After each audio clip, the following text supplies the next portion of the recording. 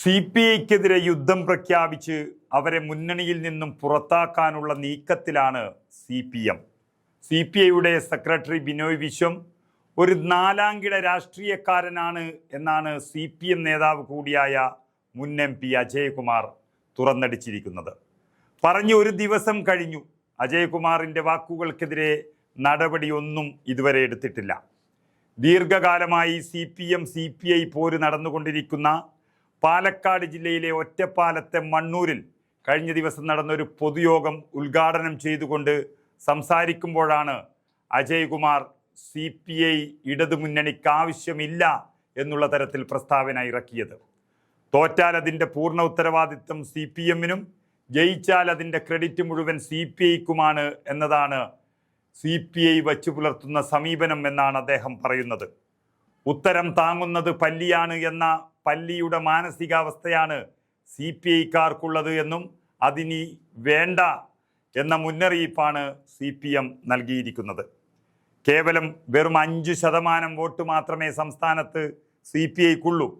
ഒരു മണ്ഡലത്തിലും ഒറ്റയ്ക്ക് നിന്ന് ജയിക്കാൻ CPIക്ക് ആവില്ല.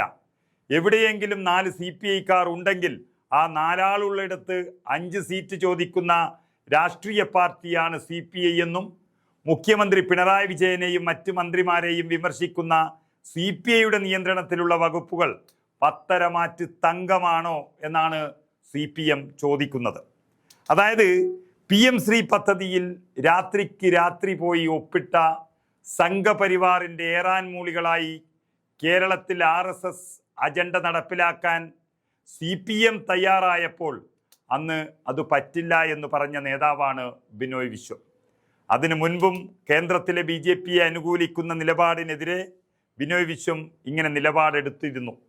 എന്നാൽ BJPക്കും RSSനും എതിരെ നീങ്ങുന്നത് എത്ര വലിയ കമ്മ്യൂണിസ്റ്റ് നേതാവായാലും അവർ വേണ്ടെന്ന നിലപാടാണ് ഇപ്പോൾ CPMനുള്ളത്, പിണറായിക്ക് പ്രത്യേകിച്ച്. അതിനാണ് വെള്ളാപ്പള്ളി നടേശനെ ഒപ്പം കൊണ്ട് നടക്കുന്നത്.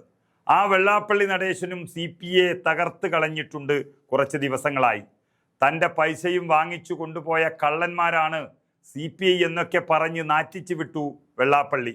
അത് ശരിയുമായിരുന്നു. അങ്ങനെ CPIയെ മാനസികമായും സംഘടനാപരമായും തകർത്തില്ലാതാക്കുക എന്നുള്ളത് CPM വെള്ളാപ്പള്ളി BJP കൂട്ടുകെട്ടിൻ്റെ ഒരു അജണ്ടയാണിപ്പോൾ. അത് നടന്നുകൊണ്ടിരിക്കുന്നു. കേരള രാഷ്ട്രീയത്തിലെ ചതിയൻ ചന്തുവാണ് CPI എന്നും എല്ലാ ആനുകൂല്യങ്ങളും കിട്ടാവുന്നതും വാങ്ങിച്ചെടുത്ത് അവസാനം തള്ളിപ്പറയുന്ന CPI ചതിയന്മാരാണെന്നും അവർക്ക് വോട്ടില്ലെന്നും പറഞ്ഞ് പരിഹസിച്ചപ്പോഴും CPM വെള്ളാപ്പള്ളിയെ തള്ളിക്കളഞ്ഞിട്ടില്ല.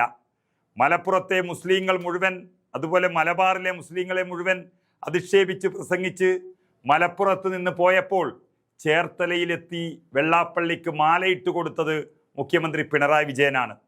അത് തെറ്റായിപ്പോയെന്നും അത് തെരഞ്ഞെടുപ്പിൽ ബാധിച്ചുവെന്നും ബിനോയ് വിശ്വം പറഞ്ഞതാണ് ഇപ്പോൾ CPM നേതാക്കളെ ചൊടിപ്പിച്ചത്.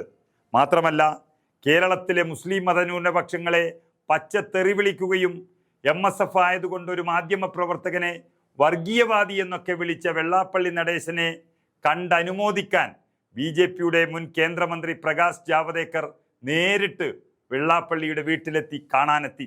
അവിടെയാണ് ചർച്ച നടന്നത്. അനുമോദിച്ചു, സംരക്ഷണം വാഗ്ദാനം ചെയ്തു വെള്ളാപ്പള്ളിക്ക് BJP.